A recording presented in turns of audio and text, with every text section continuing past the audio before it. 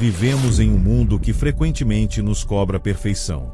Seja nas redes sociais, no trabalho, nos relacionamentos ou até mesmo em nossas expectativas pessoais, a pressão por sermos impecáveis parece ser uma constante. Mas e se eu te disser que você não precisa ser perfeito para ser amado? E mais, que existe um amor que transcende todas as suas falhas, fraquezas e imperfeições.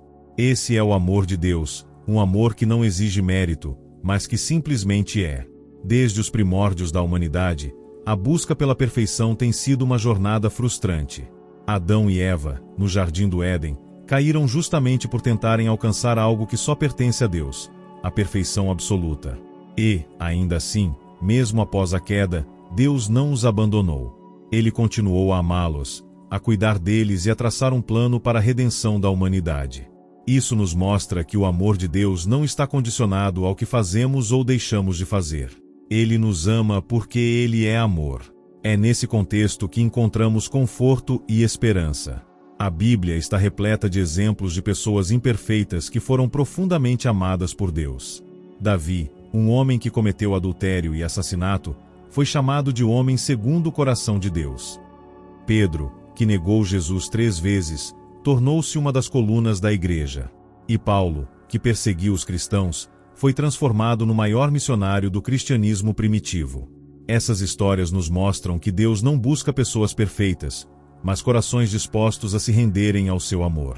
Neste momento, é importante também olharmos para as reflexões de grandes pensadores da fé cristã, como Santo Agostinho, que dedicou sua vida a entender a natureza do amor divino. Suas obras nos ajudam a compreender que o amor de Deus não é algo que conquistamos, mas um dom que recebemos gratuitamente.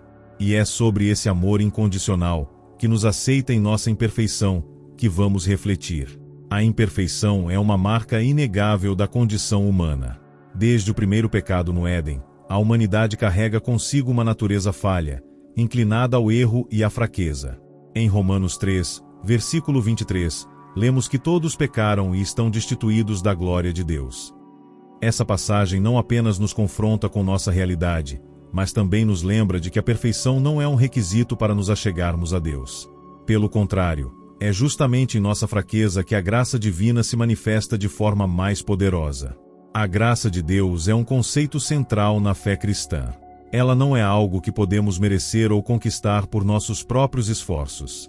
Em Efésios 2, versículo 8, somos lembrados de que pela graça sois salvos, por meio da fé. E isto não vem de vós, é dom de Deus. Isso significa que o amor de Deus por nós não depende de nossas boas obras, mas de sua infinita misericórdia.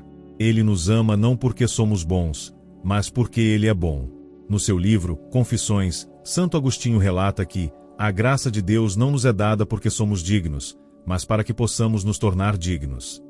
Essa frase encapsula a essência do amor divino.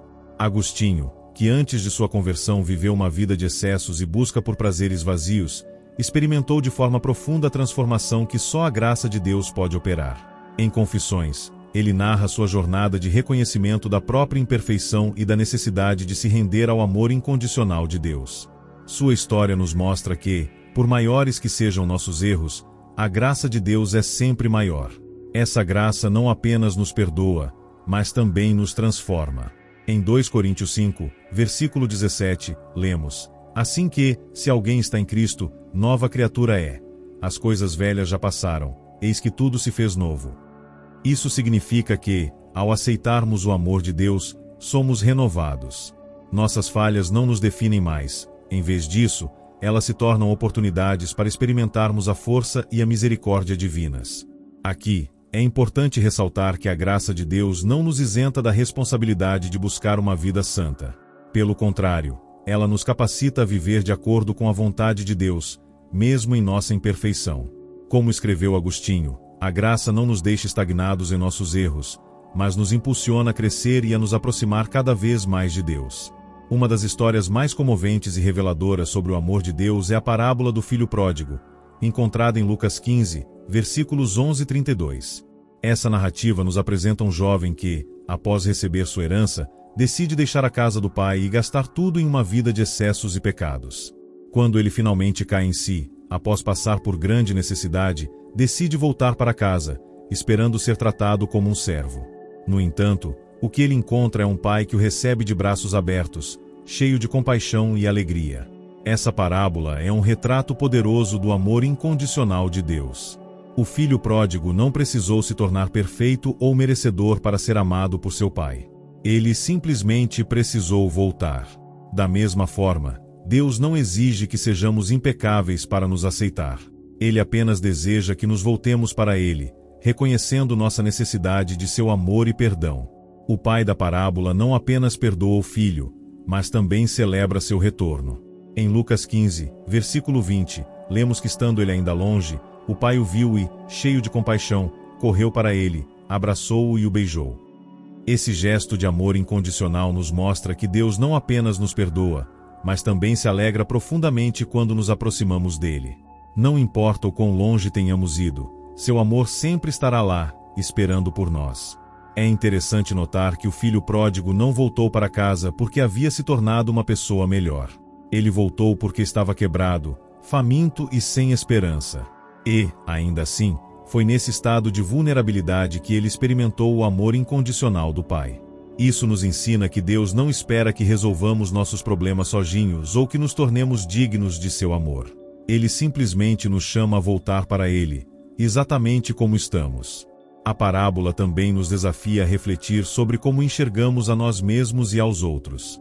Muitas vezes, podemos nos identificar com o irmão mais velho, que se ressente do perdão e da celebração oferecidos ao filho pródigo. Em Lucas 15, versículo 28, vemos que ele se recusa a participar da festa, argumentando que sempre foi fiel ao Pai e nunca recebeu tal reconhecimento. Essa reação nos lembra de que o amor de Deus não é algo que podemos controlar ou merecer. Ele é dado livremente a todos que se arrependem e voltam para Ele. Essa história nos convida a abraçar o amor incondicional de Deus em nossas vidas.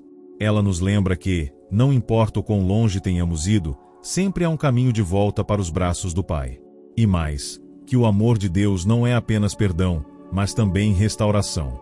O filho pródigo não apenas foi perdoado, mas também foi restaurado à sua posição como filho. Da mesma forma, quando nos voltamos para Deus, Ele não apenas nos perdoa, mas também nos restaura e nos dá uma nova identidade em Cristo. O amor de Deus não é estático, Ele é transformador. Quando nos rendemos a esse amor, algo profundo acontece em nossas vidas. Em 2 Coríntios 5, versículo 17, lemos: Assim que, se alguém está em Cristo, nova criatura é. As coisas velhas já passaram, eis que tudo se fez novo. Esse versículo nos mostra que o amor de Deus não apenas nos aceita como somos, mas também nos capacita a nos tornarmos quem Ele nos chamou para ser. A transformação que experimentamos através do amor de Deus não é superficial. Ela começa no coração e se estende a todas as áreas de nossas vidas.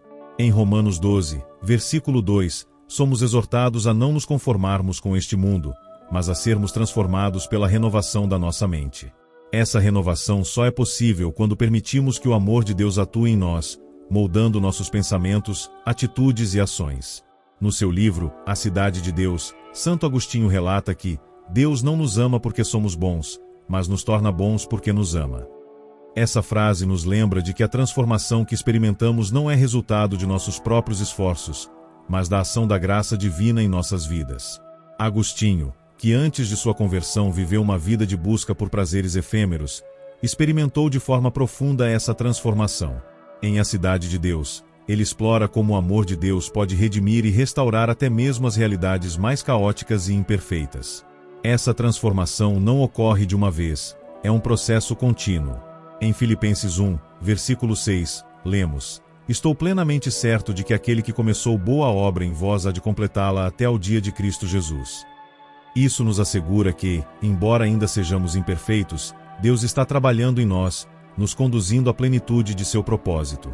É importante ressaltar que a transformação pelo amor de Deus não nos isenta de enfrentar desafios e dificuldades. Pelo contrário, muitas vezes é através dessas experiências que o caráter de Cristo é formado em nós. Em Romanos 5, versículos 3-4, lemos: E não somente isto, mas também nos gloriamos nas tribulações, sabendo que a tribulação produz perseverança, e a perseverança, experiência, e a experiência, esperança.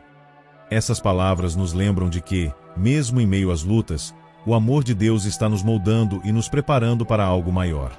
A transformação que experimentamos através do amor de Deus também nos capacita a amar os outros de forma mais autêntica. Em 1 João 4, versículo 19, lemos: "Nós amamos porque Ele nos amou primeiro." Quando compreendemos a profundidade do amor de Deus por nós, somos libertos para amar os outros sem medo ou reservas. Esse amor não é condicional ou baseado em méritos, é um reflexo do amor que recebemos de Deus. Ao longo desta reflexão, vimos que o amor de Deus não depende de nossa perfeição. Ele nos ama incondicionalmente, mesmo em nossas falhas e fraquezas.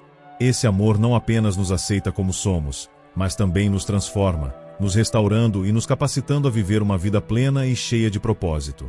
A mensagem central é clara: você não precisa ser perfeito para ser amado por Deus. Ele já te ama, exatamente como você está. Aceitar esse amor é um ato de humildade e fé.